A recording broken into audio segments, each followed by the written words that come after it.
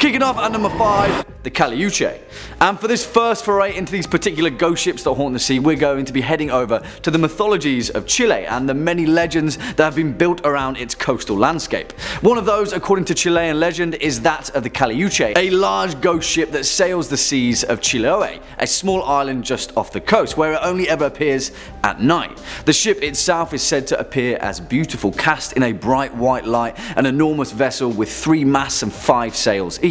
It is said that when the Caleuche appears, it is always at night and always full of lights, with the sounds of a great party and a feast on board. Quickly though, it disappears, plunging back beneath the murky depths. Interestingly enough though, although this vessel is said to be similar to the Flying Dutchman, there is a boatload of mythology relating to this particular legend.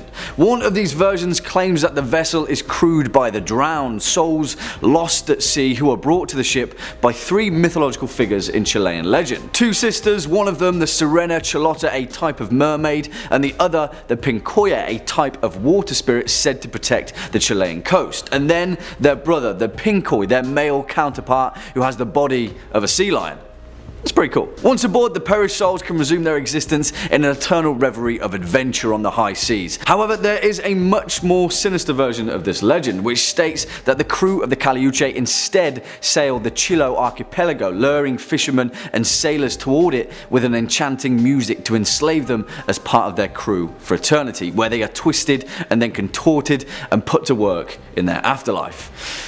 Yeah, I'm pretty sure I prefer the first one, actually. Swinging in at number 4, the Eliza Battle.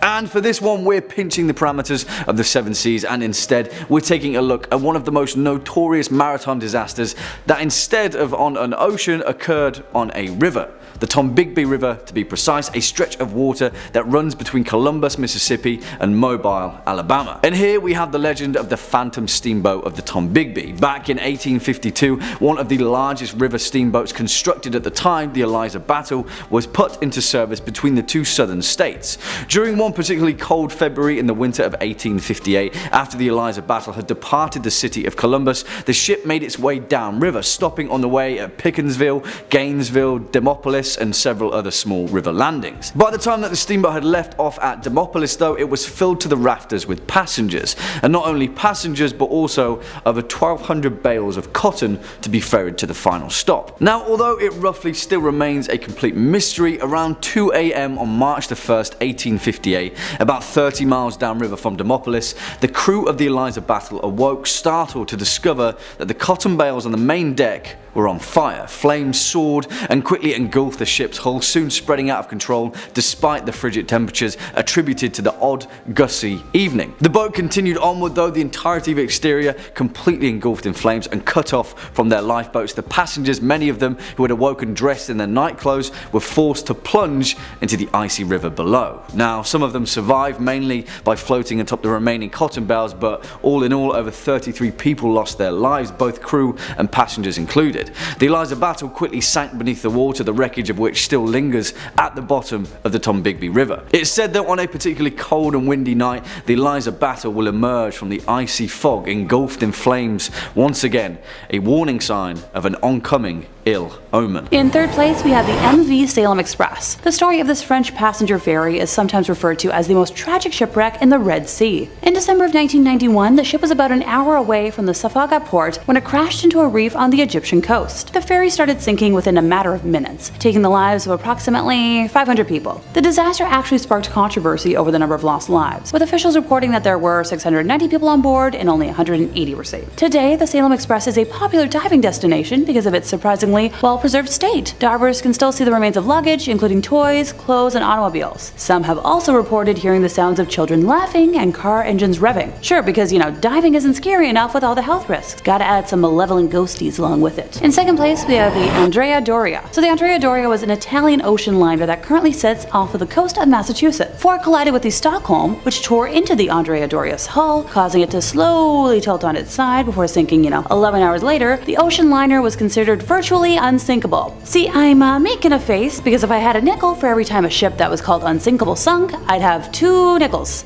which isn't a lot, but it's weird that it happened twice. Also, I'm just not big on tempting fate. The ship had been outfitted with the latest navigational equipment, including 2 sets of radar, and was designed with 11 watertight compartments. Now, the compartments were constructed so that the boat would remain afloat if any 2 were breached, and so that, she would never take on a list of more than 15 degrees. As an extra safety precaution, her lifeboats could still be launched if the list reached 20 degrees. Fun fact about the Andrea Doria was that it was the first liner to possess 3 outdoor swimming pools, 1 each for first, cabin, and tourist class. Now, the wreck only took 46 lives when it happened, but 16 people have since died exploring the wreck. What's left is in a remote spot at the edge of the continental shelf in about 240 feet of water, and most personal effects like money are still aboard. This makes the wreck very attractive for divers, but the ship's twisting passageways have become a fatal maze for some, while others have succumbed to failed equipment or decompression sickness, which happens when divers ascend too quickly and dissolved gases bubble out of the, red fluid under the reduced pressure. And that's why, while I love the idea of learning how to scuba dive one day,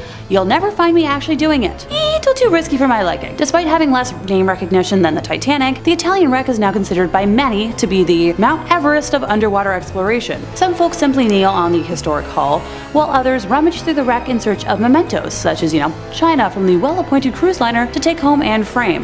And hey, every once in a while, someone gets lucky. In 2010, 2 divers from New Jersey unearthed the 75-pound bell that once adorned the Doria's deck. Apparently, it only takes, 4 minutes to reach the wreck from the surface. Once divers reach the wreck, though, things can get much more complicated.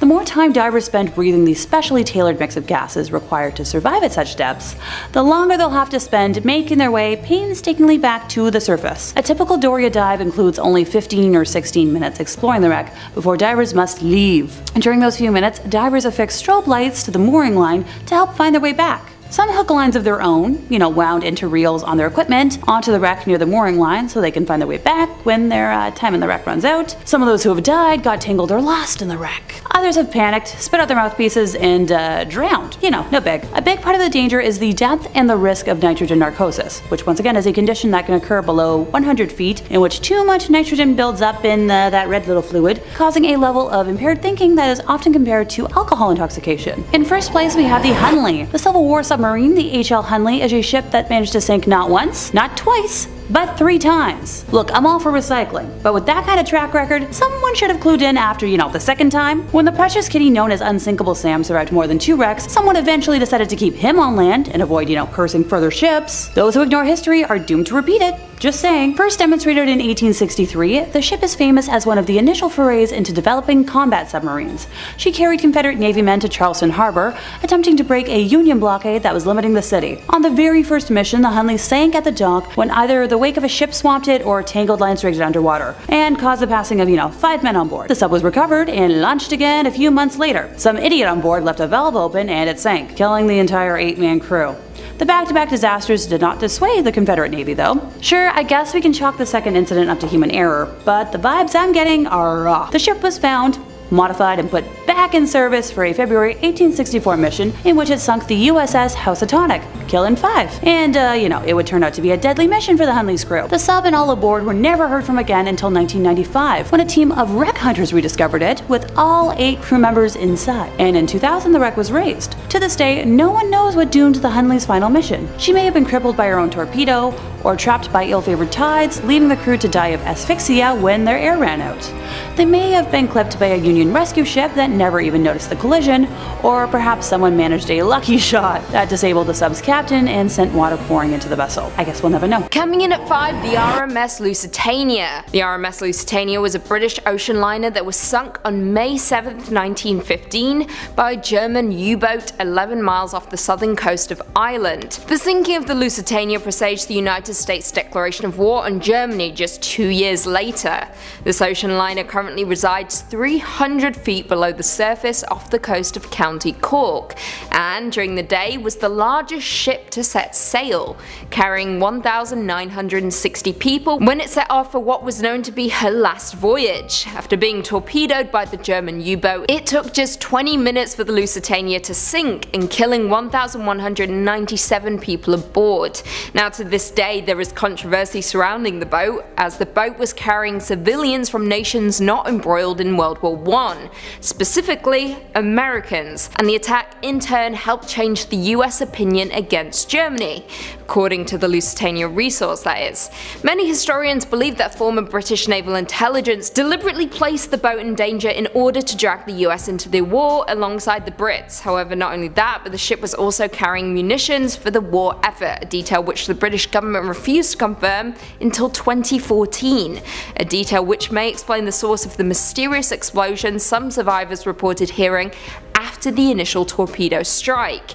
Now, interesting still, the wreckage of the Lusitania was bombed by the Royal Navy during World War II, and in the 1990s a Dublin diver visited the wreck, with him describing it like Swiss cheese, and that the seabed around the boat was littered with unexploded hedgehog mines. This is definitely not a place you'd want to visit. Coming in at 4, SS Andrea Doria. SS Andrea Doria was an ocean liner for the Italian line, which is most famous for sinking in 1956 when 46 people died. On July 25th of 1956, while Andrea Doria was approaching the coast of Nantucket, Massachusetts, bound for New York City, the eastbound MS Stockholm of the Swedish-American line collided with it during thick fog, in one of history's most infamous maritime disasters. The boat was top-heavy, which resulted in the Andrea Doria tilting and in turn leaving half of its lifeboats unusable. The shortage of lifeboats would of course result in significant loss of life, but thankfully the boat stayed afloat for another 11 hours following the collision. Due to this fact, 1,660 passengers and crew were rescued. However, 46 people on the ship died as a direct consequence of the collision.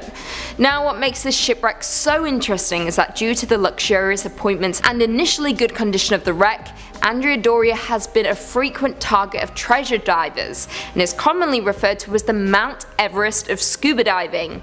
The ship is called this simply because of the number of deaths while exploring the site. To list a few, William Edgerton in 1956, who passed away shortly after one of the valves on the breathing apparatus became partially closed. Christopher Murley and Charles J. McGurr in 1999, who both died of apparent heart attacks while preparing for the dive. William Schmolt in 2002, who died from decompression sickness. Terry DeWolf in 2008, who died during a dive on the wreck. His cause of death was never determined. And finally, Stephen Slater in 2017, who was pulled from the water unconscious and could not be revived. Ultimately, this wreck holds a lot of supernatural questions that cannot be answered, and therefore you should stay as far away from it as possible. Coming in number 3, we've got the Wind Waker's ghost ship. Now we're back to some total fiction. In the most seafaring of the Legend of Zelda games, of course there's going to be a mysterious ghost ship to discover. Many folks looking back on their gaming experience recall this encounter with trepidation. It was freaky to find a ghastly vessel in what seemed to be a relatively cheerful game, especially when you couldn't actually interact with the ship without a specific chart. It would coast around the ocean, moving from place to place based on the position of the moon. Sailing at night became more of a thrill once you knew a ghost ship could cross your path. Worse yet, if you did have the appropriate chart and made it on board, you'd be greeted with plenty of skulls and a few enemies, which tells the tale of a very unfortunate crew if you ask me. Thankfully, there is treasure to be found on this ship, and once you open it, the entire ship will disappear, with a really creepy laugh to boot. Unbeknownst to the treasure seeker, they'll end up unconscious on their boat afterwards. How'd they get there? Who did those skulls belong to? Where did the boat go? All good questions, but not all of them have good answers. Ask around and you'll just hear tales of terror. Apparently the person who put the ghost ship chart together died shortly afterwards, so you can't even ask for more details. Oh well, that's life. Or afterlife. Coming in number 2, we've got the SS Edmund Fitzgerald. How does that old tune go again? A favorite of dads and policy majors everywhere. Well, we're not here to discuss Gordon Lightfoot, although it is a quality segue into this topic. We're here to talk about the largest ship to ever sink on one of the Great Lakes. This monolithic masterwork full of ore was famous for playing music all the time, which would entertain those along the shores when it passed through. However, it did meet a grim fate, and the story is still quite well known today. During a pretty routine trip, a hefty storm brewed. The captain was aware of this and sent some messages relaying the issues, but never a distress signal. However, that might have been helpful, as during the voyage that ship sank and all 29 crew members perished. To this day, no bodies have been recovered. Nobody knows exactly what happened to the Edmund Fitzgerald. After years of examination and theorizing, many potential factors could have come into play. Some say that it may have been swamped, others claim it could have suffered structural failure or even been shoaled. Regardless of the actual problem, no reports from the ship itself materialized, so it's possible we'll never know. And finally, at number 1, we've got the Flying Dutchman. Anyone else have their first experience with this ghostly tale through SpongeBob SquarePants? Only 90s kids remember, am I right? I'm gonna have to retire in shame after that one. Ignoring my tacky pop culture worship, let's talk about the actual ship, not the green tinted underwater ghost. For ages, mariners, sailors, and other water-minded folk have told tales of the vessel that can never make port. Doomed to sail the seas forever, this craft is a portent of doom. If you see this glowing aberration while on an aquatic journey of your own, bad luck is sure to find you. The origins of the ship are hotly contested, ranging from vengeful pirate tales resulting in a cursed ship, to a captain selling his soul for safe passage after ignoring warnings of danger. But one can be certain that the deck is loaded with the souls of criminals and ne'er-do-wells. If you hear cries of "Ow! Ah!" or spot a ghastly green light while sailing the 7 seas, good luck. Starting us off at number 5, we have Yellow Jack. We're gonna set sail on a weird one to start us off. If you're a flag enthusiast, you might see the ending of this one coming from a mile away, but we'll get there in a minute. So the legend of Yellow Jack starts upon a spice and gold-filled ship preparing to leave the Indies and head back home. The crew was accounted for, the cargo was secure, the captain was feeling nice. Then, at the last second, a mysterious figure asked if they had room for one more. Feeling pretty good about their haul, they welcomed this extra pair of helping hands on board. Wrong move. Turns out this was a disreputable lad known as Yellow Jack, with a reputation so abhorrent that the ship was forbidden to enter any port she called upon. For ages, the crew sailed from port to port, hoping that someone would let them dock, but it never happened. They were forced to endlessly cruise the seas, running lower and lower on supplies. Patience, too. Eventually, the crew went mad and committed mutiny before they all murdered each other. Some say the ship is still sailing, the ghosts of these sea-locked sailors manning the helm. Someday they may find a port that will take them and they will finally be able to rest. In the meantime, they will sail the seas, infecting other ships with the same madness that Yellow Jack caused. Now this is a spooky, ghostly story in its own right, but it could also be a reference to a different ship killer at the time. Disease. The Yellow Jack is a flag flown by ships infected with plague, cholera, and other nasty, fast-spreading diseases. So Yellow Jack itself could be a metaphor for disease, and ports weren't letting them in because of quarantine procedures. Absolutely fascinating, and it would also make a killer movie. A pirate quarantine body horror. Think The Thing meets Wreck meets Pirates of the Caribbean. Oh damn. Coming in at number 4, we have the Caleuche, a Chilean ship sailing around an island known for its terrible storms.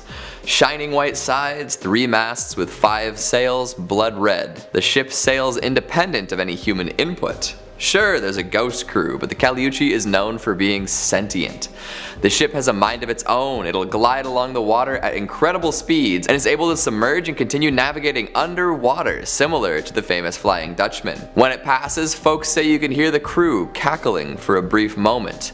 It's a ship known for the merriment of its ghostly crew. They throw parties often and hop around on one leg. The folks on board often only have one leg because the other is folded behind their back, similar to another Chilean mythological entity. To top off their strange looks and mannerisms, some crew members have backwards faces, terrifying all who lay eyes upon them. Some say the Caleuche is manned by sailors, both dead and alive, dragged from the depths and snagged off passing ships. Another legend says that the ship is piloted by the souls of the drowned, brought aboard by water spirits and granted the gift of life in exchange for their servitude. Not so sure that's a good deal, you know, life eternal, but you'll always be on a stinky ship. Maybe the parties are just that sick.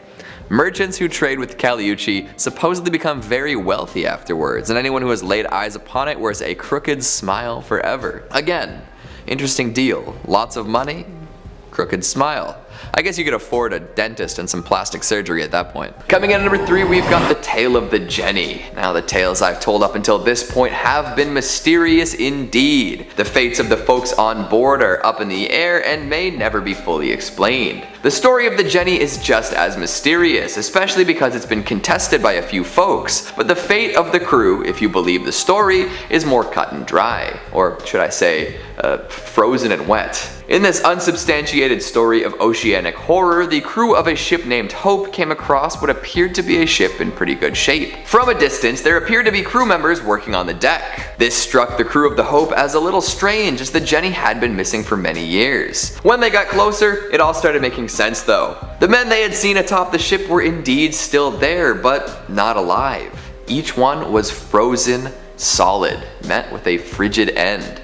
Yikes. Things got worse when the captain of the Hope decided to check out the inside of the ship, where he found more frozen corpses. The Jenny's captain was discovered frozen to a chair with a journal nearby. The final entry in his log read, "No food for 71 days. I am the only one left alive." That one sentence carries all sorts of latent horror, with images of more than 2 months without food in a horrible frozen environment. One has to wonder if any crewmates became food for the survivors, and what life must have been like as Hope faded by the day. Coming in at number 2, we've got the Baron Falkenberg. Here's a general rule for life.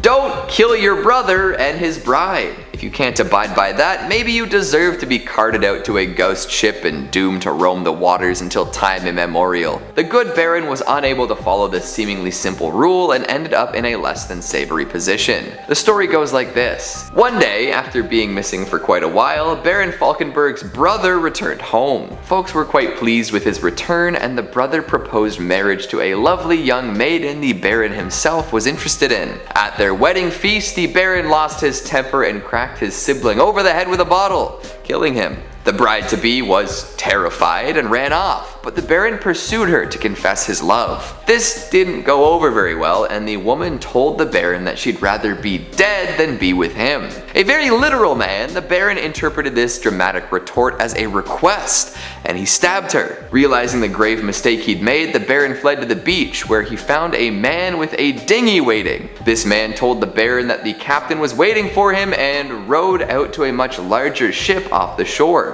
From there, the Baron boarded the ship, and for the past half a millennium, he's remained on board. This ship always seems to be heading north, flickering with blue flame and filled with skeletal sailors. And finally, at number 1, we've got the Palatine. Forget the Block Island sound, we're talking about the Block Island light. If you ever find yourself around Rhode Island between Christmas and New Year's, take a look across the water at night. It's said you might see an old ship blazing against the darkness. There are many stories about where this ship came from, and none have been officially confirmed. Some say that the crew had come down with a terrible illness and the captain would not let them go to shore. Others say that folks from Rhode Island lured the ship to the shoals in order to take what they could from it, killing the remaining passengers. And then there's the alternate version, where the locals actually rescued the folks on board and nursed them back to health. So why is the ship on fire in the ghostly apparitions then? Well, apparently a woman was left on the island by the ship and eventually came to be known as a witch. She got her revenge on the vessel by imagining it on fire and cursing it for leaving her alone. This idea became more popular, and now the story involves a flaming ship.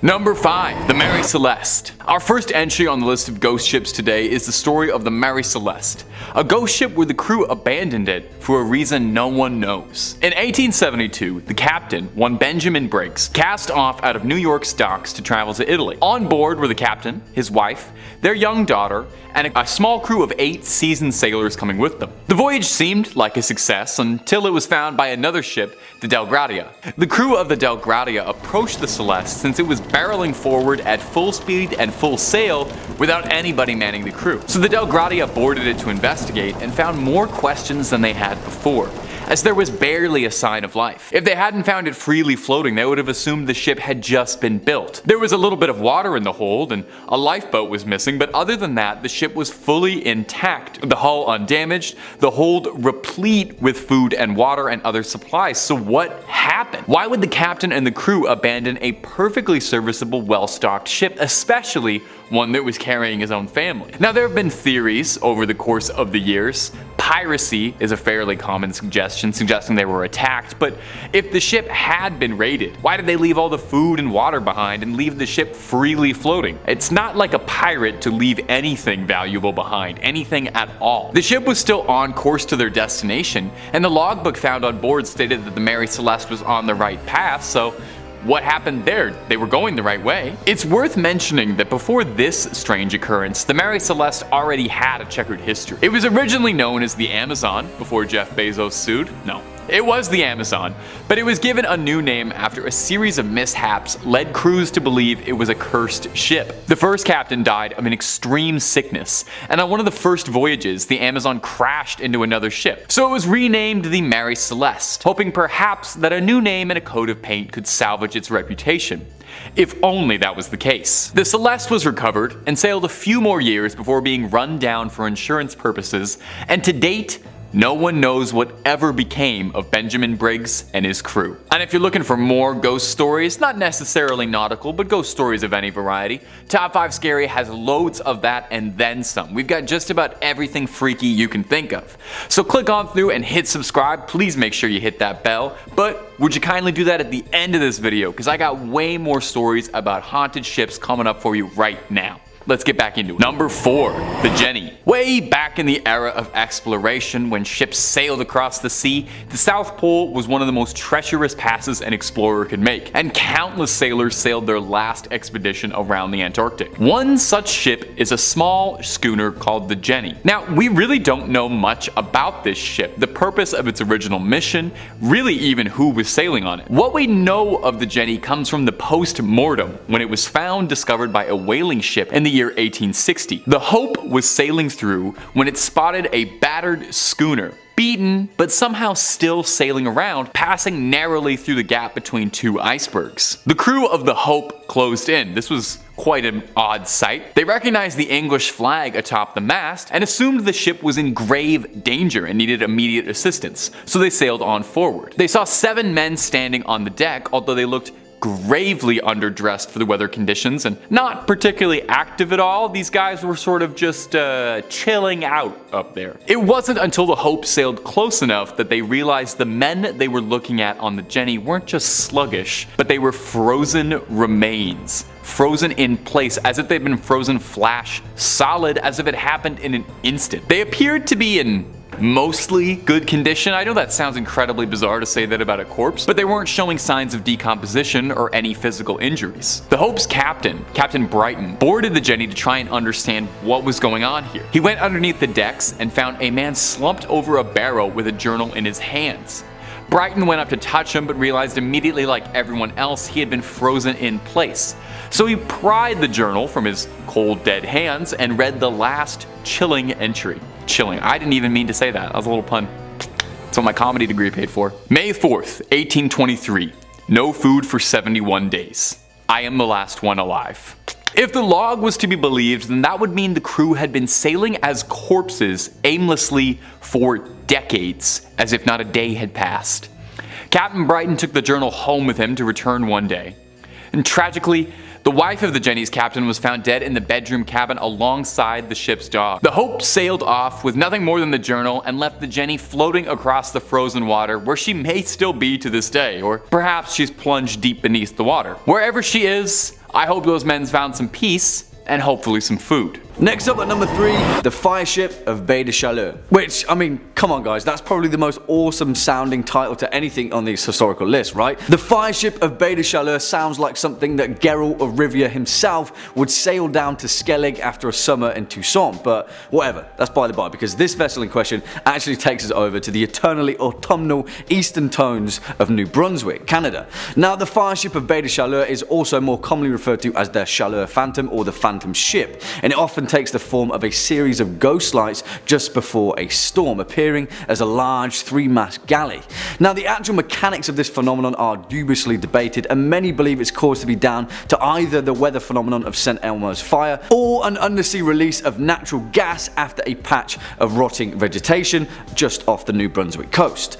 I mean, that's a completely different story entirely, but what we're concerned with is the actual origin of the fire ship, the history of which is equal parts tragic and gruesome. As the legend goes, back in 1501, a Portuguese captain had spent a year pillaging the coast of Baie de Chaleur, capturing Mi'kmaq natives for the slave trade. However, his cutthroat agenda was miscalculated, as a year later, when he returned to the region on his second voyage, he was captured, tortured, and killed by the Mi'kmaq people in revenge for their kidnapped tribesmen.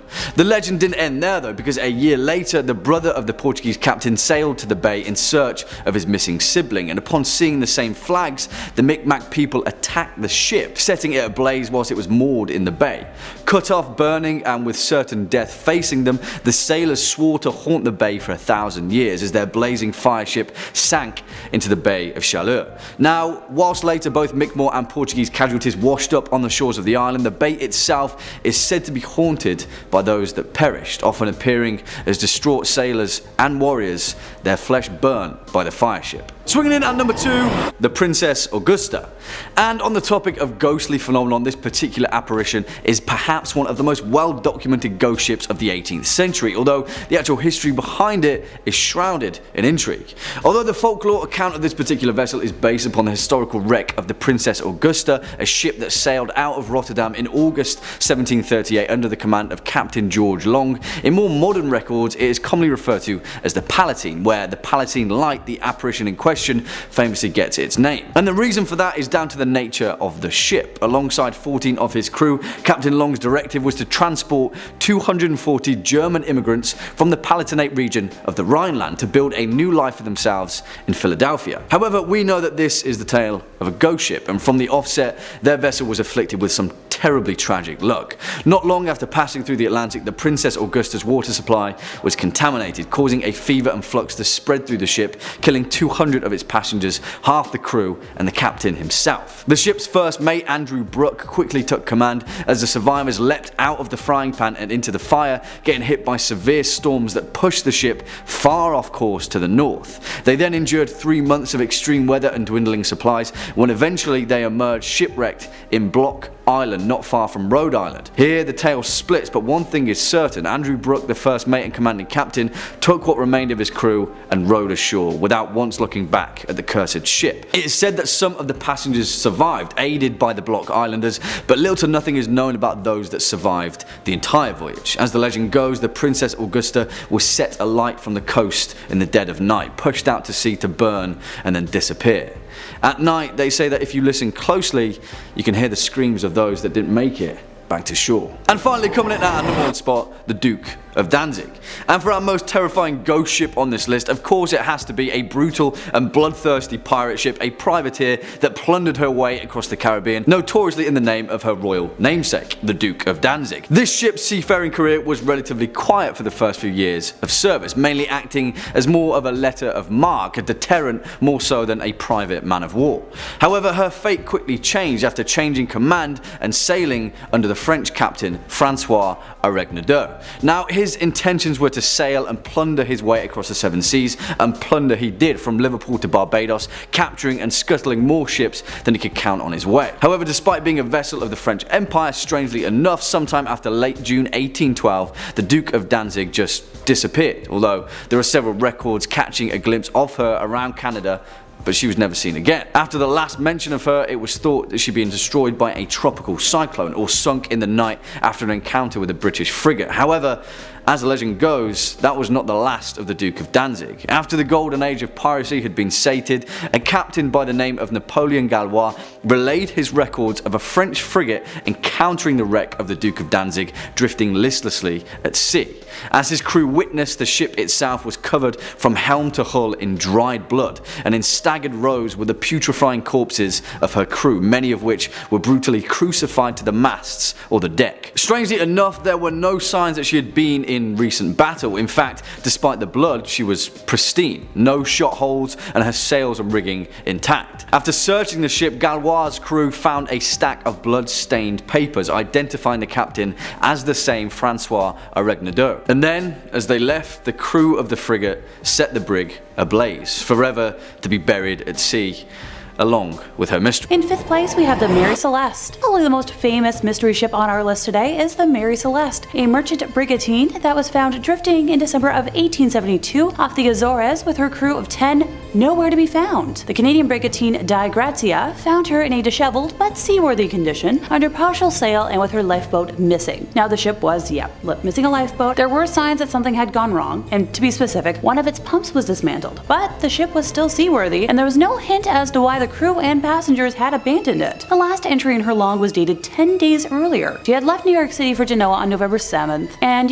still had plenty of provisions when she was found. Her cargo of alcohol was intact, and the captain's and crew's personal belongings were undisturbed. None of those who had been on board were ever seen or heard from ever again. Among the missing was the captain, his wife, and their very young daughter. On December 23rd of 1872, during a court hearing to try and establish just what happened, Frederick Solly Flood, who was the Attorney General of Gibraltar, ordered an examination of the Mary Celeste, which was carried out by John Austin, surveyor of shipping, with the assistance of a diver, Ricardo Puntonato. Austin noted cuts on each side of the bow, caused by a sharp instrument, and found possible traces of scarlet fluid on the captain's sword. His report emphasized that the ship did not appear to have been struck by heavy weather, citing a vial of sewing machine oil found upright in its place. Now, Austin did not acknowledge that the vial might have been replaced since the abandonment, nor did the court raise this point. Fortunato's report on the hull concluded that the ship had not been involved in a collision or run aground. A further inspection by a group of Royal Navy captains endorsed Austin's opinion that the cuts on the bow had been caused deliberately. They also discovered stains on one of the ship's rails that might have been bodily liquids, together with a deep mark possibly caused by an axe. Now, these findings strengthened Flood's suspicions that human wrongdoing, rather than natural disaster, lay behind the mystery. On January 22nd of 1873,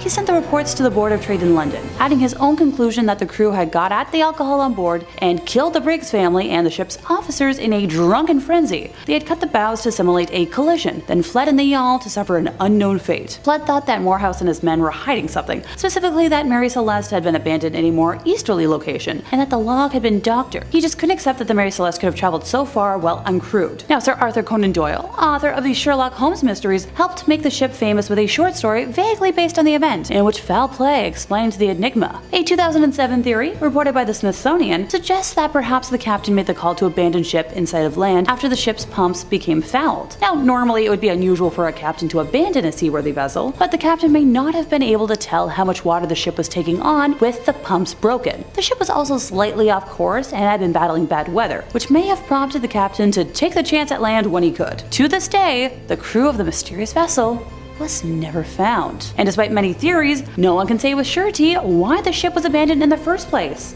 So the Mary Celeste sailed for 12 years after it was abandoned and finally struck the Rochelles Reef off of the coast of Haiti and became stuck there. And the ship is still there today, and the shipwreck was discovered in 2001. In fourth place, we have the Patriot. Aaron Burr, the third Vice President of the United States, is most famous for killing former Treasury Secretary Alexander Hamilton in a duel. Yeah, make all the Hamilton jokes in the comments. I will admit, I had the "pardon me, are you Aaron Burr, sir?" pop into my head when I was first reading about this particular wreck.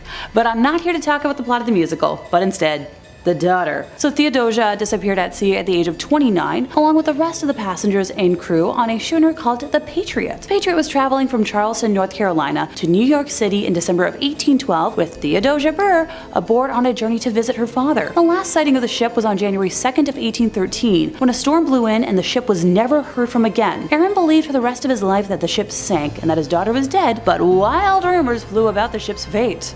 Some said that the ship had not gone down in bad weather, but had been captured by pirates, and the crew and passengers were taken prisoner or, killed. For years there were rumors that Theodosia had survived or washed ashore dead, or that her killers had confessed. Perhaps one of the spookiest occurrences was the 1869 discovery of a painting of a well-heeled young woman in the home of a North Carolina woman whose family looted ships for a living. It had been found aboard on an abandoned vessel that had drifted ashore at Nag's Head on the Outer Banks, that's what she told the doctor who treated her. Theodosia Burr was said to have been bringing a very similar portrait to New York as a gift for her father. So let me know y'all's theories in the comments. Coming in at 3, the Mary Rose. The Mary Rose is a carrack-type warship of the English Tudor Navy of King Henry VIII. She served for 33 years and ultimately saw her last action on July 19, 1545, when she sank off the Isle of Wight. Not long after Henry ascended the throne, the Mary Rose would participate in several skirmishes against the French early in her career. However, she was kept in storage when the fighting died down. In 1545, however, the Mary Rose was taken out of retirement when the French attempted an invasion of England at Portsmouth. but during the bombardment she went down, taking more than 300 crewmen to their deaths. What's baffling though is that no one quite knew why the Mary Rose sank. According to the museum dedicated to the warship, a retrofit may have left her too heavy to withstand an unlucky wind that caught her as she was turning. She may have been overloaded, or perhaps a French cannonball hit her hull, swamping her. The boat was raised from the seabed in 1982, however this still didn't answer the questions as to what exactly happened to the Mary Rose. Coming in at 2, the USS Cyclops. The USS Cyclops was the second of 4 Proteus-class colliers built for the United States Navy several years before World War I. The ship was named for the Cyclops, a primordial race of giants from Greek mythology. She was the second US naval vessel to bear the name. Now, what was ultimately disturbing about the boat was its loss of 306 crew and passengers without a trace within the area known as the Bermuda Triangle sometime after March 4th, 1918, making this the single largest loss of life in US naval history, not directly involving combat. Now this took place during wartime, making people believe that she was captured or sunk by a German raider or submarine.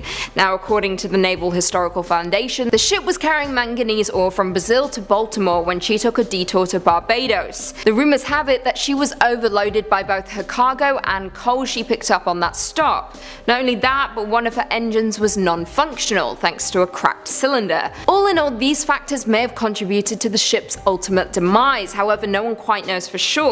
The ship's loss was what ultimately fueled the fear of the Bermuda Triangle, a region of the Atlantic that is said to be the site of many mysterious maritime disappearances. So if you want to visit the USS Cyclops, you would have to visit the Bermuda Triangle. And would you dare do that?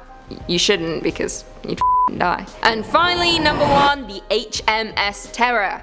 The HMS Terror was a specialized warship and a newly developed bomb vessel constructed by the Royal Navy all the way back in 1813. However, she was later converted into a polar exploration ship 2 decades later and participated in George Back's Arctic expedition of 1836 to 1837, the Ross expedition of 1839 to 1843, and Sir John Franklin's ill-fated attempt to force a Northwest Passage in 1845, during which was lost with all hands along with the HMS Erebus. However, on September 12, 2016, HMS Terror was located in Nunavut's Terror Bay off the southwest coast of King William Island. The wreck was found 57 miles south of the location where the ship was reported abandoned, and 31 miles from the wreck of the HMS Erebus, which was discovered in 2014.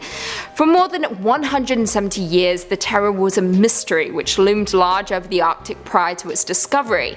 Now, the initial expedition launched in 1845. However, it was in 1846 that the Terror and Erebus became stuck in the ice. Franklin died in 1847, according to a note later discovered stashed on King William Island, and the ships were ultimately abandoned in April 1848. The 106 men were never heard from again, nor was the Terror, until 2016 as previously mentioned. As it stands, researchers are hoping to unravel more about the mystery of where the expedition ultimately went wrong and what exactly happened to the crew. For those who like a spook and a conspiracy theory, AMC made a show called The Terror, which follows the ill-fated expedition. However, there's a twist. It is emotional but absolutely terrifying, and is perhaps one of the best shows I've watched in a long time. Give it a watch, you won't be disappointed. Kicking off at number 5, the SS Beichimo. Now, although many tales of ghost ships and their legend are mired in murky mystery and spotty historical records, this one is perhaps one of the most well-documented cases of a ghost ship in nautical history. Built in Sweden in the year 1914, the SS Beichimo was used as a trading vessel for routes between Hamburg and Sweden in and throughout the First World War. After the war, though, it was shipped over to Canada, where it was employed by the Hudson's Bay Company, carrying cargo throughout the Arctic region. There, on October 1st, 1931, during a routine voyage, a devastating storm blew in, and the Beichimo was trapped in pack ice just off the coast of Alaska. The crew quickly abandoned ship, traveling over the ice to the nearest town of Barrow, Alaska, where they took shelter. Several days later, after the storm had subsided, the crew returned to retrieve their precious cargo, only to find that the SS Beichimo had disappeared. Her captain decided that she must have broken up during the storm and sunk, but but a few days later, an Inuit seal hunter told the captain that he had spotted the Beishimo nearly 50 miles away from their initial position. As the story goes, the Beishimo didn't sink at all, and for several decades after her abandonment, she sailed the Arctic coast completely unmanned. In fact, the SS Beishimo was seen on numerous occasions throughout the following century, and several crews even managed to board her. In fact, the last recorded sighting was by a group of Inuit in 1969, a staggering 38 years after she was abandoned. Her ultimate fate? No one knows, but it's safe to say that somewhere out there in the frozen north, the SS Beishimo is still sailing. Next up at number 4, the Jenny. Now this one is a little bit murkier to say the least, and historical accounts have varied from person to person. One thing always remains the same though: if the accounts are true, then this nautical tale is perhaps one of the most bleakest and most despairing cases of a crew being lost at sea. As the story goes, the Jenny, an English schooner that set sail from its home port of the Isle of Wight in 1822, became frozen in an ice barrier just off the Drake Passage sometime in its voyage in 1823. Nearly a decade later, in 1840, the stark remains of the ship had been dislodged by the ice, only to be discovered by a nearby whaling ship. As some accounts tell, when the crew first saw the ship, they saw 7 figures standing to attention on the main deck, and so thought that the vessel was manned. As they got closer though, they discovered the grim truth. The 7 figures standing to attention were in fact frozen in place, turned to ice by the Arctic cold. Things only got worse from there though, and as the crew of the whaling ship explored the vessel, they found more and more bodies frozen in time deeper below the deck. As some reports go, as the crew came to the captain's cabin, they found him frozen in place with a pen in his hand. The final note written in his log read May 4th, 1823. No food for 71 days. I am the only one left alive. Yeah, spooky stuff. Coming in at number 3, we have the Bermuda Triangle. Named for the triangular shape of around 500,000 square miles of ocean between Miami, Bermuda and Puerto Rico, for centuries the Bermuda Triangle has been mystified as a harrowing patch of ocean where sailors and pilots are prone to lose contact with the natural world and disappear forever. Back when Christopher Columbus first sailed the area, he claimed to see a giant ball of light in the sky that crashed into the horizon and made it glow. Soon after, all sorts of strange events happened in the area, including several boats mysteriously disappearing, and in one incident in 1945, an entire squadron of US torpedo bombers vanished into thin air due to all these weird instances, giving this place the name the Devil's Triangle. The exact number of ships and airplanes that have disappeared is not known, but it's estimated that around 50 ships and 20 planes have been victim to the Bermuda Triangle, and many of these mysterious disappearances of these ships and planes have never been recovered. Many see the Bermuda Triangle as a real phenomenon and have multiple theories to try and explain this mysterious place,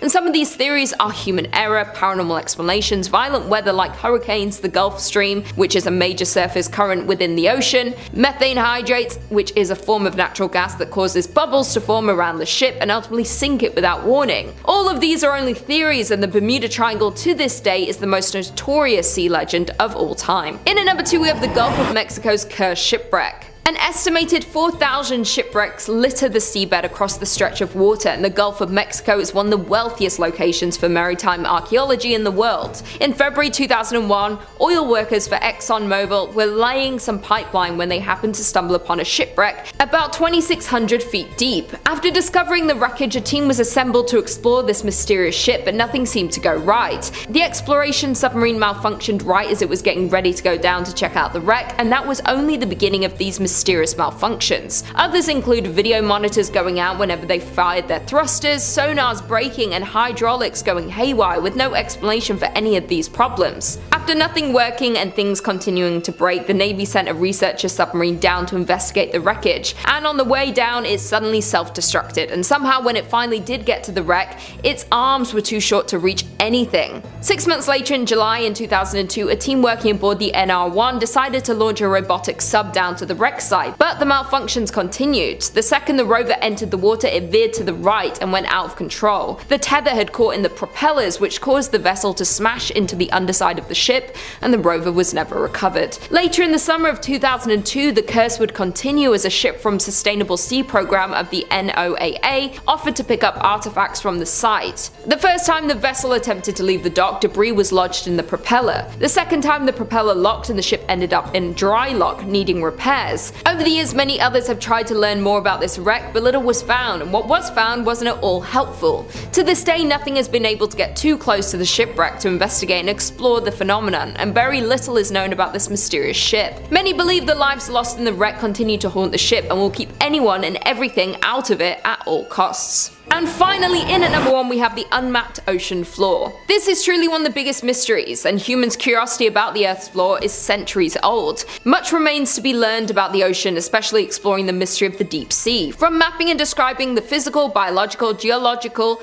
chemical, and archaeological aspects of the ocean and understanding their dynamics. For centuries, scholars believed the deep sea to be a lifeless place. Until the late 19th century, we've discovered there is a diversity of life and creatures living down there. Many researchers and divers had tried to dive and take submarines down to explore more of this unknown place, but it's very hard due to the extremely cold temperatures, the darkness, and the literally bone-shattering pressure that's more than 1,000 times that at sea level. In 2019, a retired naval officer, Victor Vescovo, set a new record as one of the deepest dives to date, reaching almost 36,000 feet down in a submarine into the deepest place on Earth, the Marianas Trench. The ocean covers more than 70% of the planet's surface, driving weather, regulating temperature, and ultimately supporting all life's organisms. Throughout history, the ocean has been a vital source of sustenance, transport, commerce, growth, and inspiration. But to this day, more than 80% of the ocean remains unmapped, unobserved, and unexplored, and it's still unknown how deep the ocean really is. Given the high degree of difficulty and cost in exploring our ocean using underwater vehicles, researchers have relied heavily on technologies such as sonar to generate maps of the seafloor, but currently less than 10% of the global ocean is mapped using modern sonar technology, and only about 35% of the United States have been mapped using modern methods. As we go deeper into the ocean floor, it's too deep for this modern technology because it's too remote and dark for this type of visual mapping. So if you go swimming in the ocean, it's very unknown of what is swimming and living below you. But scientists and researchers continue to develop technologies to unlock the many secrets of the ocean. The NOAA is working to increase our understanding of the ocean realm. Kicking off at number 5, the KAZ-2, which perhaps is one of the most terrifying modern instances of the term ghost ship and one of the most profoundly tragic unsolved mysteries of the deep blue sea. The KAZ-2, which was publicly dubbed the Ghost Yacht, was a 9.8 meter catamaran which was found drifting listlessly 88 nautical miles off the northeastern coast of Australia on the 20th of April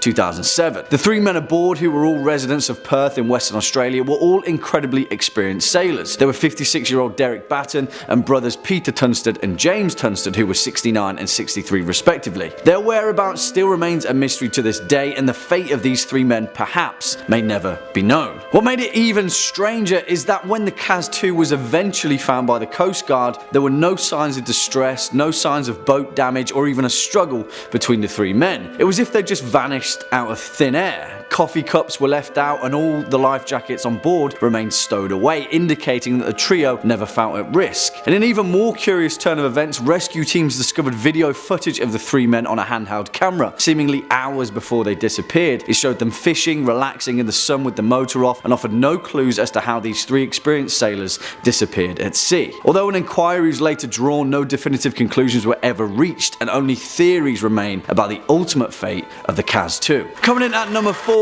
the Lady Loverbond. Of course, no list would be complete without a good old sea shanty of jilted lovers and ghostly revenge. As the legend goes, the Lady Loverbond was a schooner that is alleged to have been wrecked on the Goodwin Sands just off the southern coast of Kent on the 13th of February 1749. But if you ask any old sailor worth their salt, they'll tell you that it just so happens to have a habit of reappearing every 50 or so years as a ghost ship. As the story goes, the captain of the ship, a man named Simon Reed, had just been married to his bride Annetta and was celebrating the joyous occasion with a cruise bound for Oporto in Portugal. Now, it is high time to mention that a long-standing sailor's superstition was that back in the day, it was grave bad luck to bring a woman on board, and in many ways, the legend of the Lady Loverbond is a cautionary tale that exemplifies that fact. According to the tale, the ship's first mate, a man named John Rivers, was a rival for the hand of the captain's young wife, and in a jealous fit of rage, he killed the crewman manning the ship's wheel and steered the vessel into into the treacherous Goodwin Sands, killing absolutely everyone on board. And if you're asking me, that is a stark overreaction. But nevertheless, since that fateful day in 1749, the Lady Loverbond has been sighted on numerous occasions with an ethereal, ghostly glow, eternally bound to wander the ocean. Coming in at number 3, we've got the ghost ship of the Northumberland Strait.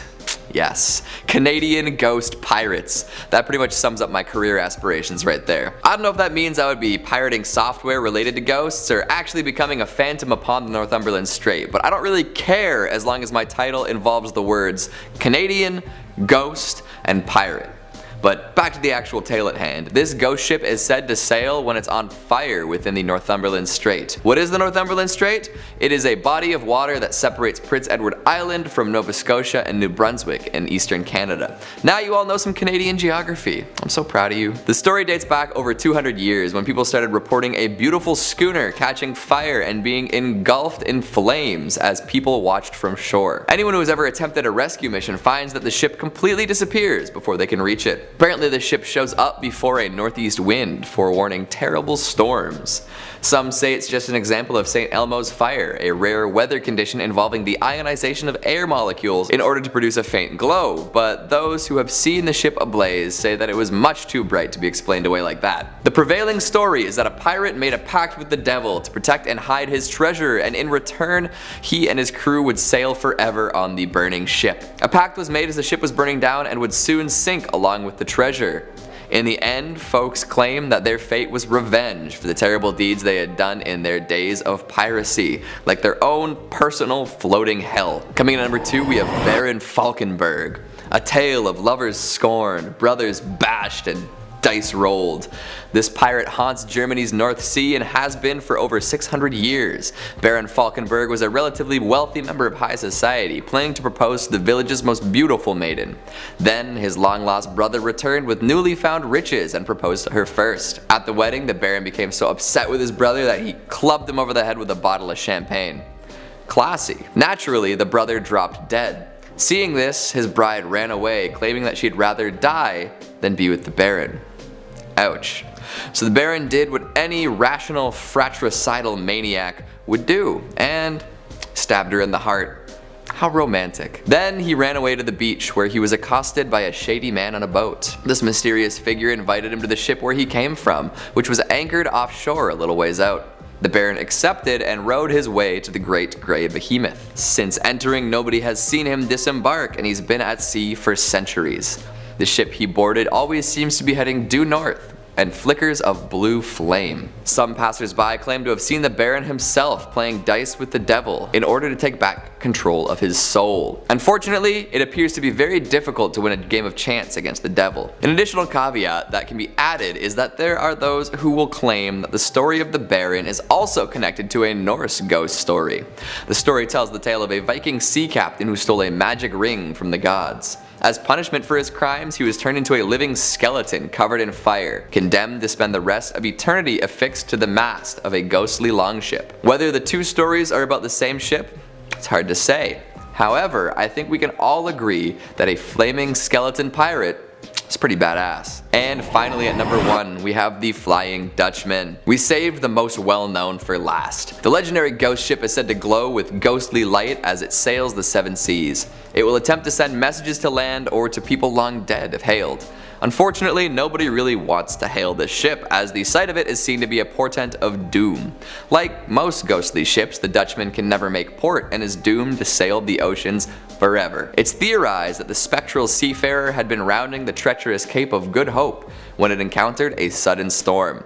The hatches were battened down and the captain swore he would push right through come hell or high water, and it turns out a little bit of both were on the menu. For his recklessness with his ship and crew, the captain was divinely punished.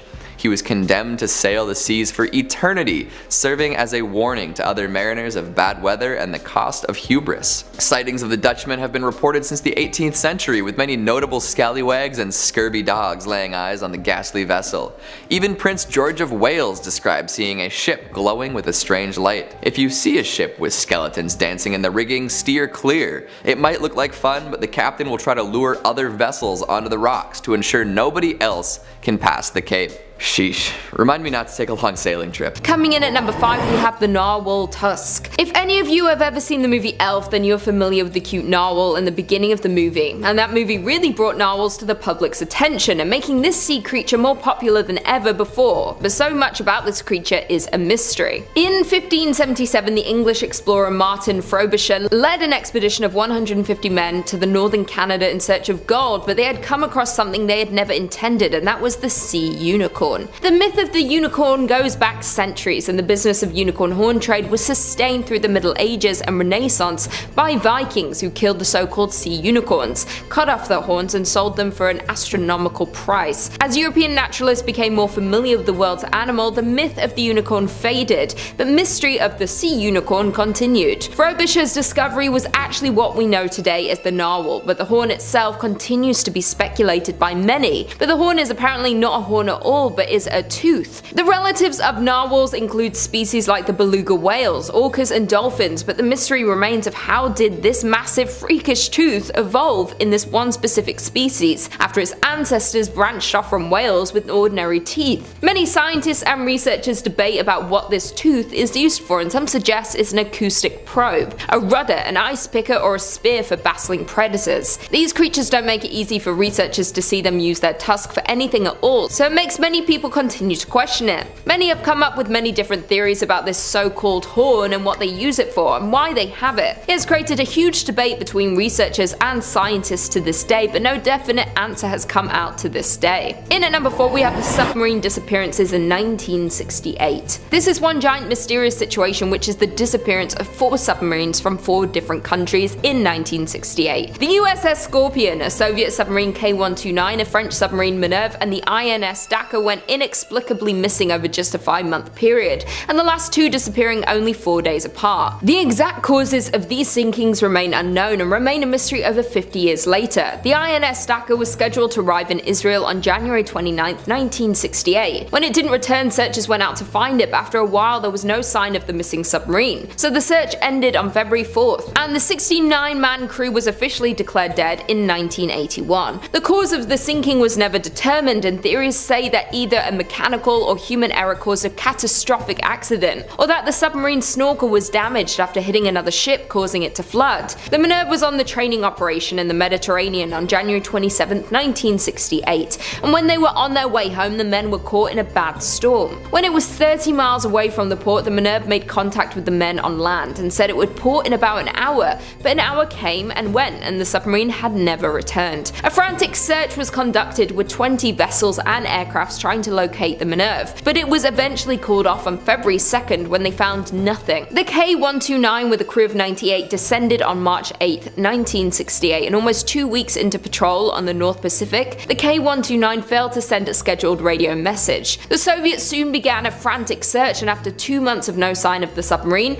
they gave up their search. The cause of the ship sinking remains unknown and will likely never be known. Almost 3 months after the K-129, the USS Scorpion, a nuclear-powered attack submarine with a crew of 99 men, went missing in the Atlantic while on its way back from a patrol in the Mediterranean. It was sent out on February 15, 1968, and toward the end of its patrol, it radioed that it was expected to return on May 27th. But as you can guess, the USS Scorpion would never return. Like the others, many searched for the lost ship, but on June 5th, the Scorpion and its crew were declared presumed lost. Over the years, there have been multiple searches for these submarines, but only parts have been recovered, and it's considered one of the biggest mysteries that happened in the sea. No one knows why so many went missing in such a short amount of time, how exactly they went missing for so long, and what exactly made these vessels disappear.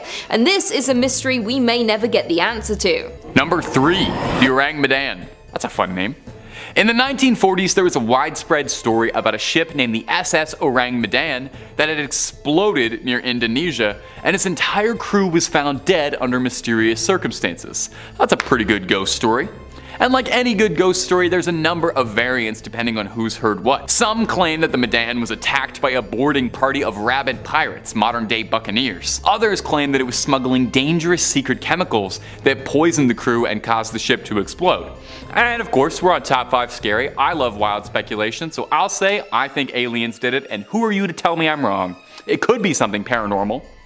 Interestingly, despite this story being so widespread and repeated, there doesn't actually appear to be many records of this ship. So did it really exist? Or was the whole thing just a ghost story altogether? It's believed that the ship was passing through the Strait of Malacca during the 1940s, and one of its first references was that of a passing ship that was said to have picked up a radio signal coming from the Medan, reading out the very creepy message of, "We float.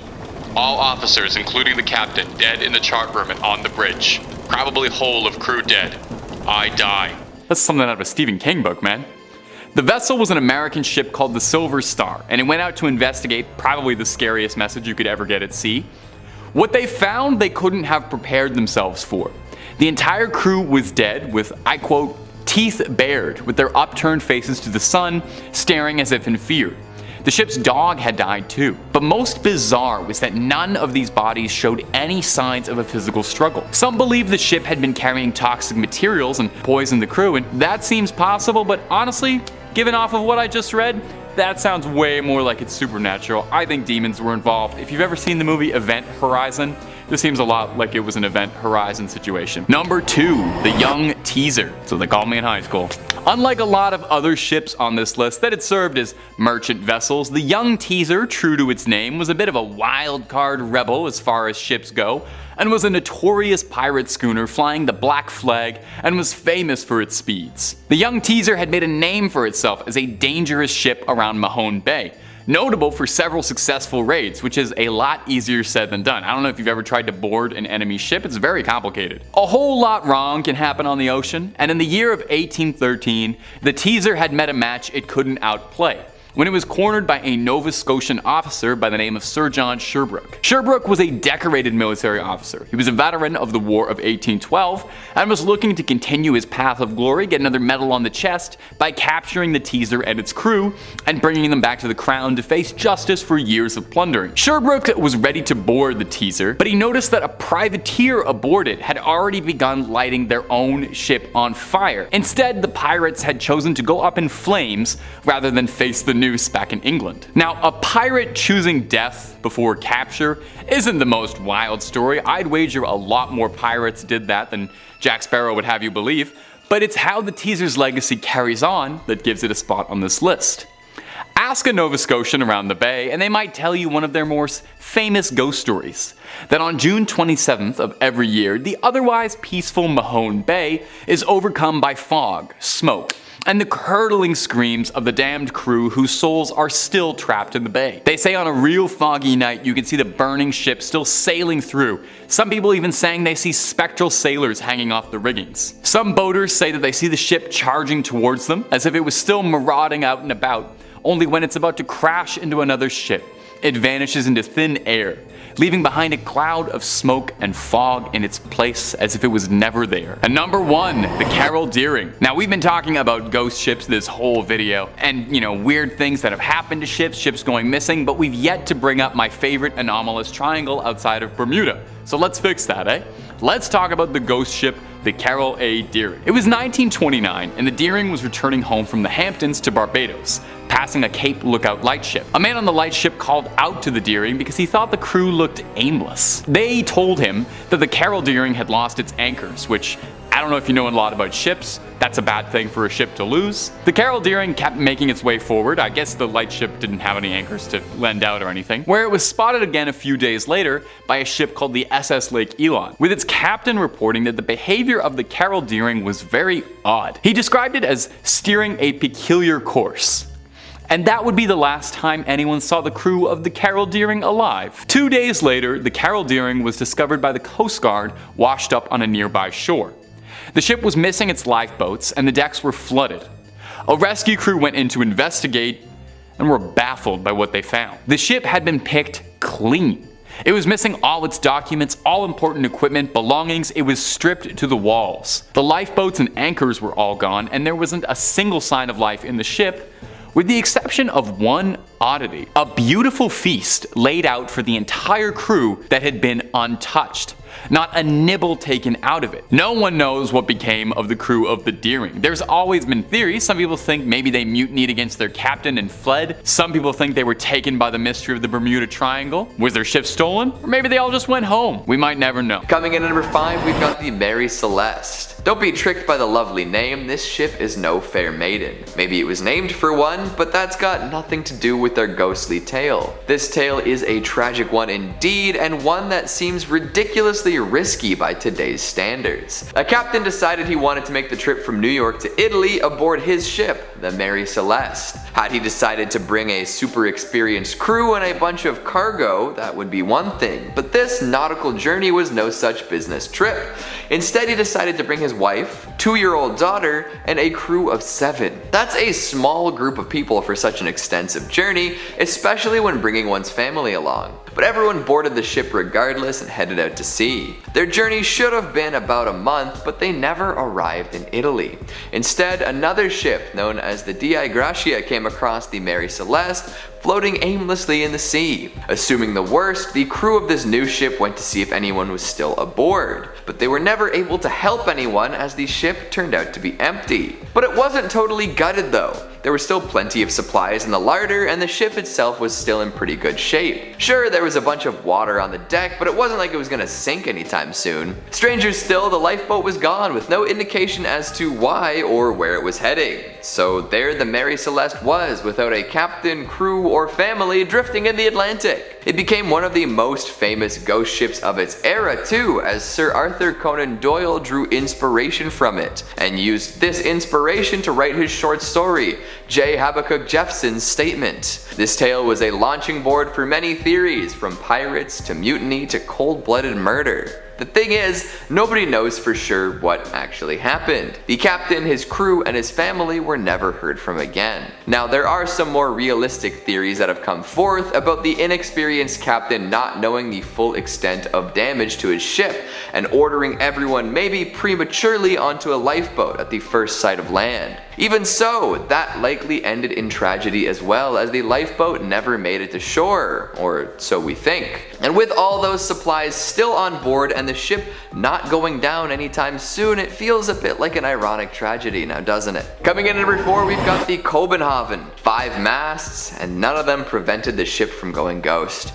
You'd think it would be easier to spot that way, but hey, unlike our last ghostly tale, this ship was jam-packed with capable sailors. Well, partly anyway. The Kobenhagen was known as a training ship, which would often take a fair number of cadets. They would learn how to best run the ship so that their subsequent journeys might go a little smoother. One would assume that a training ship wouldn't be subject to overly harsh conditions, just like how any training is supposed to lower the risk of failure during a real-life scenario.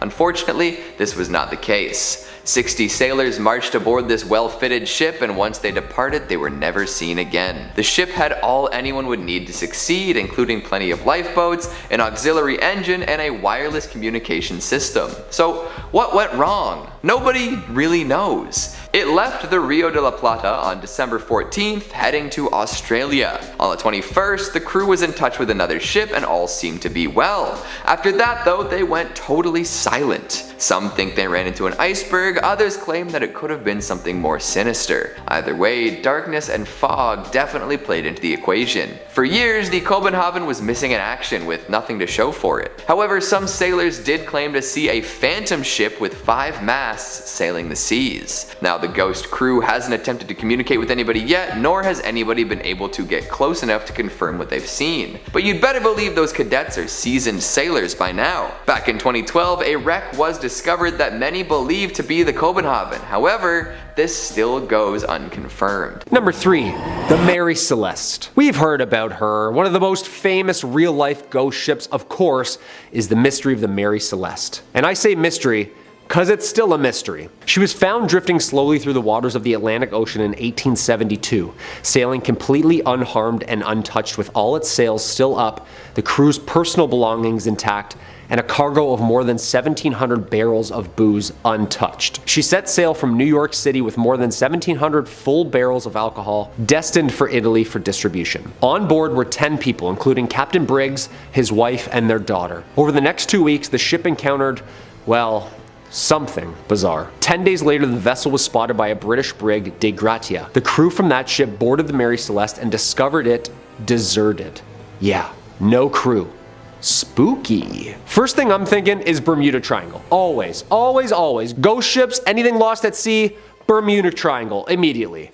But apparently a British ship found the Mary Celeste on December 4th, 1872, near the Strait of Gibraltar.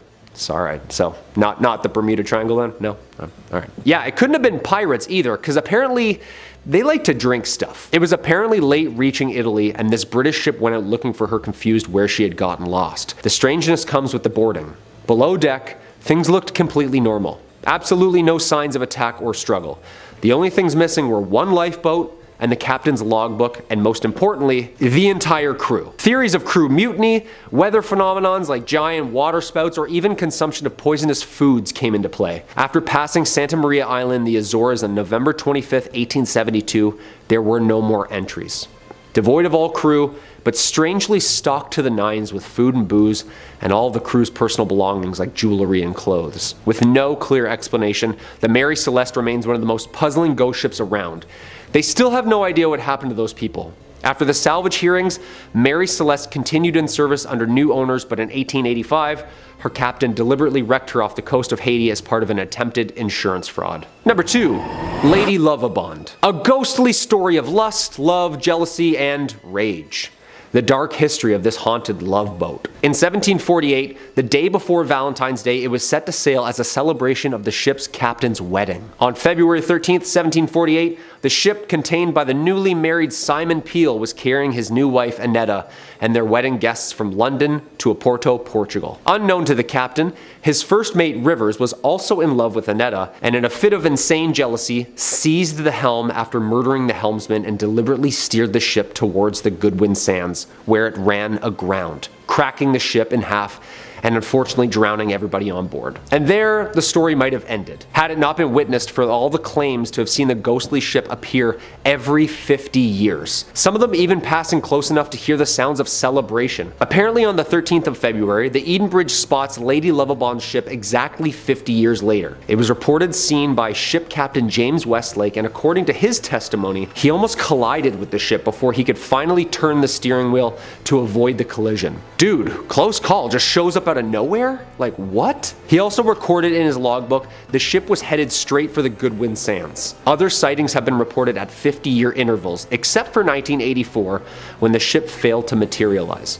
1798, 1848, 1898, and 1948 witnessed this ship's sightseeings. Even some boats sent out rescuers, assuming that it was in distress or lost at sea, but later it could never be found. Yo. A tale as old as time, huh? Jealousy, that'll do it. Yep, always does. And number 1, the Flying Dutchman. In all maritime folklore, this ghost ship has left quite an impact like no other. It's the ghost ship, the oldest one in the book. Well, maybe not the oldest, but definitely the most prolific and well known. The Pirates of the Caribbean, the Dead Man's Chest, is literally the story of this. The legend, Vanderdecken, the captain, is on his way towards the East Indies with a confidence and determination. He tried to steer his ship through the horrid weather conditions of the Cape of the Good Hope, but failed miserably. Even after, of course, vowing to drift until his own demise, you see, he apparently signed a little deal with you-know-who. He swore that he would succeed through the perils of waves even if he had to sail until his judgment day. The devil apparently heard his oath and took him up on it, and now the Dutchman is condemned to stay at sea forever. Legend says that since then, they have been cursed to sail the oceans for eternity. To this day, hundreds of fishermen and sailors from the deep sea have claimed to have even witnessed the Flying Dutchman, continuing its never-ending voyage across never-ending waters. The most famous sightings, I would say, is that of Prince George V of Wales. He was on a 3-year voyage in 1880 with his older brother Prince Albert of Wales and their tutor. The prince's log records say the following for the pre-dawn hours of July 11, 1881 near Australia. Quote, 4 a.m. The Flying Dutchman crossed our bows. A strange red light as a phantom ship glow, which lights the masts, spars, and sails of a brig 200 yards distant as she came up on the port bow, but on arriving there was no vestige or nor any sign whatever of a material ship. Seen right away to the horizon, 13 persons altogether saw her. That's a Prince writing, so yeah, that's pretty good source material, I'd say. This is horrific. Imagine a ghost ship faded by red light pulling up towards your ship in the middle of the night, then just cruises on by. Yeah, that'd be the end of me, for sure. Coming at number 5, we've got the MS Antonia Graza. What better way to kick off a list about ghost ships than with the vessel from the movie Ghost Ship? Folks really love this one and come out in droves to sing its praises whenever possible. It's easy to understand why, too. With an absolutely brutal opening sequence and plenty of phantom fun aboard a wicked Italian ocean liner, there's a little something for everyone. The mystery behind the ship's fate is a fascinating one too, revealed over the course of the flick to great effect. See, all we really know about this ghost ship at the beginning is that there's some sort of tampering that caused the entirety of the crew and passengers to be sliced in half by a very tense wire. The only survivor was a young girl, as she was too short to be whipped in twain. Well, she survived the initial disaster, but being alone on a ship in the middle of the sea doesn't bode well for anyone. Decades later, a salvaged tugboat comes across the ghost ship and decides to give it a whirl. Upon boarding, they discover an enormous bounty of gold bars and an even more impressive collection of wayward spirits. They meet all sorts of ghosts who give them wishy-washy answers on what happened to them, all while some tugboat crew members are lured to untimely deaths by tricky spirits. Uh-oh. This ghost ship keeps getting, well, more ghastly. It's a mystery right up until the very end, and even then there's more to discover. It's more than just ghosts aboard this ship, there are demons and soul collectors aboard as well. And if you think that's the end of it, well, I've got some news for you. It's not. If you want ghosts, mysteries, and ships, this is the movie for you, and even if just one of those boxes is something you want ticked, I promise it'll work quite well. So good luck, and watch out for the ferryman. Seriously, that dude's bad news. Coming in number 4, we've got the HMS Erebus and Terror. Now, this one's fun because it kind of crosses the line between history and fiction. If you're big into horror TV or horror novels, you've probably heard of this tale already, as it was adapted first into a book and then a popular series. Both known as the Terror, they take a look at the events surrounding a pair of particularly interesting ghost ships, the HMS Erebus and the HMS Terror. These did indeed set sail way back in 1845 on a mission led by Captain Sir John Franklin. They were meant to explore the last unnavigated bits of the Northwest Passage to see if there was anything to be learned from the magnetic data up there. Unfortunately, both ships became trapped in ice in what one day would be Nunavut. Not ideal, right? Well, some theorize that the deadly cold and lack of supplies were only the beginning of these sailors' problems. There are many possibilities and variables when you put over 100 men on a couple of ships stuck in a frozen wasteland, and for many years, nobody truly knew what their fates were. After being icebound for more than a year, the ships were abandoned. It's said that Franklin and many others had already died by that point. With that knowledge, the rest of the crew, including Francis Crozier and James Fitzjames, went out in search of land. They were never heard from again. More than a century and a half later, both wrecks were discovered and they're both regularly explored and studied. But what happened when the ships were stuck? Why did the crews wait so long before striking out for land? Were there really no other options? In The Terror, a terrifying monster is introduced to keep the plot tense and exciting. Could such a creature really have appeared? Elements like madness and cannibalism are also introduced in the fictional retelling of this wreck, which seems like they could have played a part in the real-life tragedy. Still, the tales from the ships are just as chilling now as they've ever been, and the fates of all those who abandoned the ships at the end are still a mystery.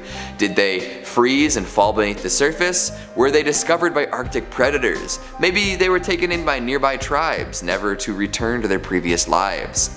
Someday we may find out the truth, but for now, it's all conjecture. Coming in at number 3, the SS Valencia. Now, this one's a little bit more interesting, to say the least, because it's a verified fact that the wreckage of the SS Valencia can still be seen to this day, scattered along the beach and rocky shoreline of Vancouver Island's West Coast Trail. After the ship struck a reef during a storm in 1906, the wreckage of the SS Valencia was considered to be the worst maritime disaster along the western North American coast, otherwise known as the Graveyard of the Pacific. The Valencia was a small ship, a passenger steamer that had a long history of carrying both passengers, cargo, and troops. But at the time of her ruin, she was operating as a tour boat, often running routes from San Francisco and up to Seattle. During the wreckage, tragically, 136 souls were lost, with rescue efforts unable to access the Valencia in the ravaging storm. But our ghostly tale lies with those that tried to escape. You see, as the legend goes, in panic, the crew launched all of the Valencia's lifeboats, going against the captain's orders, all of which went horribly wrong. 3 flipped on descent, dozens more capsized after reaching the water, and the last one disappeared out into the waves. Since the disaster of the SS Valencia, countless sailors and fishermen have reported sightings of these lifeboats listlessly floating upon the water during particularly calm days at sea. As some of the tales go, these lifeboats are still filled with the skeletal remains of the lost souls of the SS Valencia. Next up, at number 2, the Kopenhagen. And it's quite the title really, because the Kopenhagen is considered by most to be one of the greatest maritime mysteries of the modern era, with only whispers, rumours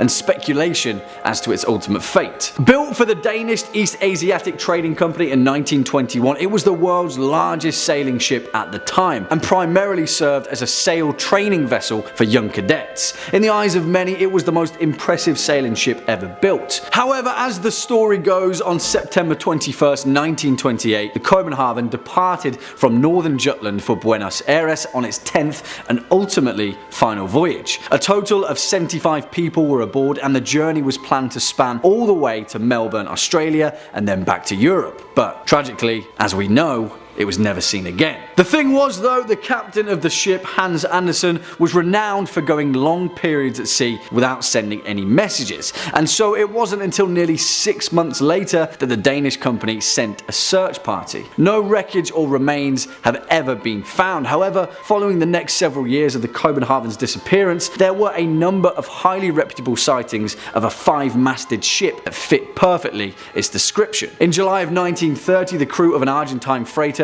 cited what they referred to as a phantom ship during a gale. Their captain noted in his records that this may be the Wrath of the Copenhagen. Dozens of stories and tales have perpetuated around the ultimate fate of the Copenhagen, but the truth is, we may never know. In all likelihood though, it's still out there, somewhere, floating on the endless tide. And finally, coming in at our number 1 spot, the Seabird. And this story is the literal definition of a ghost ship, and one of the most saltiest sea yarns that I've heard spun in a while. Although this one has a few more twists and turns that you may not have first seen coming. As the legend goes, in the year 1750, a vessel named the Seabird was idling off the coast of Newport Harbour in Rhode Island, and had quickly attracted quite a crowd on the shore due to its elaborate craftsmanship. Soon enough though, the crowd of onlookers noticed that there was something strange about the Seabird. There was no one manning the ship, not a soul in sight. As the legend goes, several moments later, the ship, as if by a supernatural wind, perfectly sailed itself through the rough breakers of the beach, gently landing on the nearby Easton's beach. There, a few brave souls boarded the vessel, only to find the Seabird completely deserted, save for a boiling kettle on the stove, and strangely enough, breakfast already prepared at the table. Now, some accounts state that a group of fishermen had passed the Seabird a few hours before and had even spoken to the captain themselves. Where had the crew gone? What had happened in the few hours that had passed since their last sighting? The truth of it is that no one may ever know, and such is the nature of ghostly tales from the sea. But, well, this is where things get a little stranger still, and take this final caveat with a pinch of sea salt. But as the legend goes, decades later, an old sailor reported to a New England journalist his deepest, darkest secret. In a fit of rage, he had murdered his entire crew just before making port, throwing their bodies into the ocean. And the name of that ship? Well, the Seabird, of course. Number 5, the Octavius. The Octavius became more than just a legend in 1775 when a whaling ship named the Herald found it aimlessly drifting off the coast of Greenland. The scary part? With all of its crew frozen dead by the Arctic cold's mist and winds.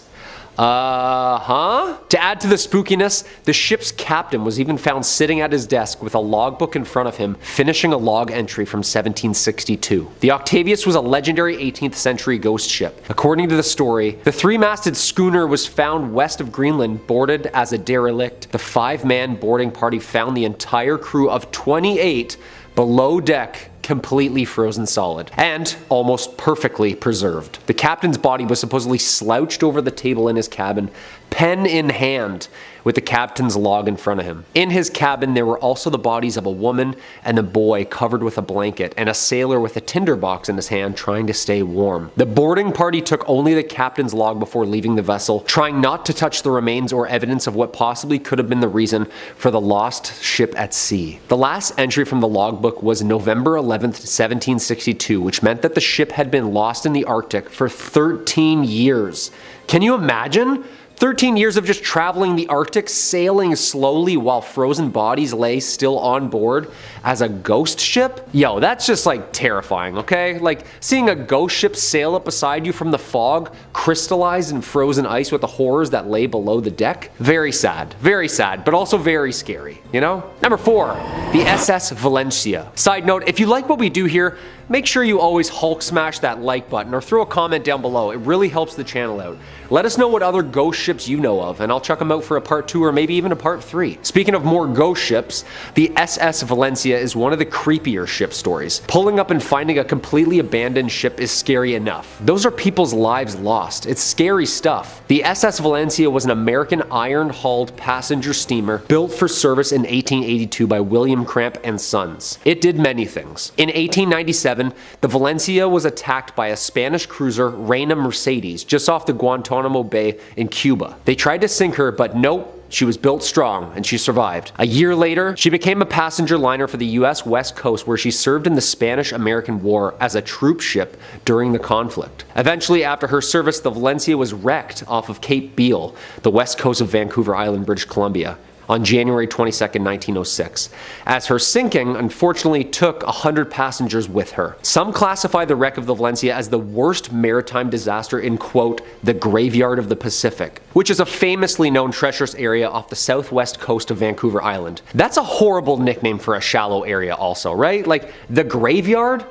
That's horrible. 6 months after the sinking, a local fisherman and his wife reported seeing a lifeboat with 8 skeletons in a nearby sea cave at the shoreline of Pachena Bay. The cave was reported to be around 200 feet deep. There was no definite explanation for the lifeboat's presence in the cave, but due to the dangerous seas outside the cave's mouth, the lifeboat along with its human remains couldn't be recovered. Local fishermen similarly report lifeboats being rowed by skeletons of the Valencia's victims just offshore as well. Most famous sighting was a rescue ship named the Topeka. Some observers on board, who were survivors of the just sunken Valencia, claimed, while sailing home with the survivors, a ship approached from the fog, and the ship passing was the just sank Valencia. The crew on board apparently now all skeletons. Yo, I'm getting the Curse of the Black Pearl vibes right now, are you? Like, that's scary. Next up at number 3, the Mary Celeste, which in fact may very well be the world's most infamous ghost ship, as well as one of the longest enduring mysteries of the 7 seas. Built in Spencer's Island, Nova Scotia in 1861 and launched under the new name of the Mary Celeste in 1868, this merchant brigantine sailed uneventfully across the Atlantic for years as a seaworthy, efficient vessel. It wasn't until her fateful voyage in 1872 where the true ghostly legend began, which has since gathered theories that vary from submarine earthquakes, water spouts, an attack by a giant squid, and even paranormal intervention. No one will truly know the ultimate fate of the Mary Celeste, with every single soul on board never being seen or heard from again, which is a terrifying thought in itself, isn't it? The Mary Celeste was discovered adrift and deserted just off the coast of the Azores Islands on December 5th, 1872. It was a Canadian vessel, the De Gratia, which found her in a disheveled but seaworthy condition under partial sail and with one lifeboat missing. The last entry in the ship's log was dated 10 days earlier, which detailed the vessel's last known location, before these mysterious, infamous events unfolded. On board was the ship's captain, Benjamin S. Briggs, his wife Sarah, and their 2-year-old daughter Sophia,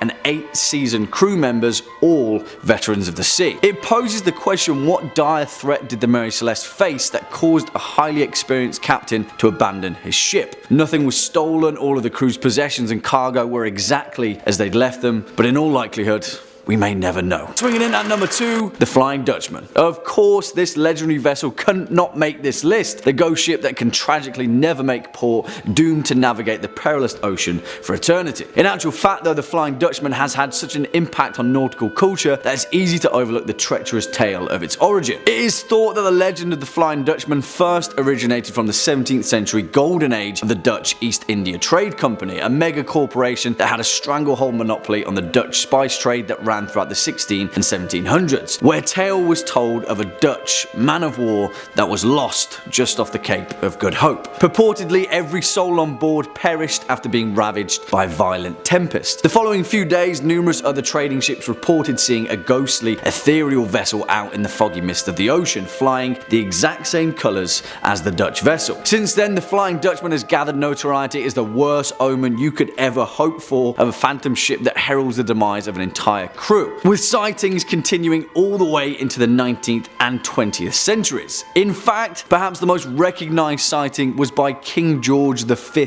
himself during a 3-year voyage in 1881 just off the coast of Australia. He noted in his personal log that 13 people had seen the same glowing Flying Dutchman in the early hours of the morning, and later in the day, the ordinary crewman who had spotted the vessel fell from the foremast and, in his words, was smashed to atoms. It's a little bit worrying, that one, eh? And finally, our number one spot, the Orang Medan. And where do we even begin with the bizarre, perplexing legend of the Orang Medan, perhaps the most terrifyingly unexplainable instances of a ghostly shipwreck in history? But, well, the leading physical theory of the Orang Medan may be even more horrifying than it first appears. As the legend goes, at some time in June 1947, an American vessel by the name of the Silver Star picked up several distress calls from a nearby Dutch merchant ship, the Orang Medan. A radio operator aboard the troubled vessel sent a message in Morse code. In rushed, confused dots and dashes, it read, "We float. All officers, including the captain, dead in chart room and on the bridge. Probably whole of crew dead." And then a few moments later, after even more confused dots and frantic dashes, 2 words came through very clearly. "I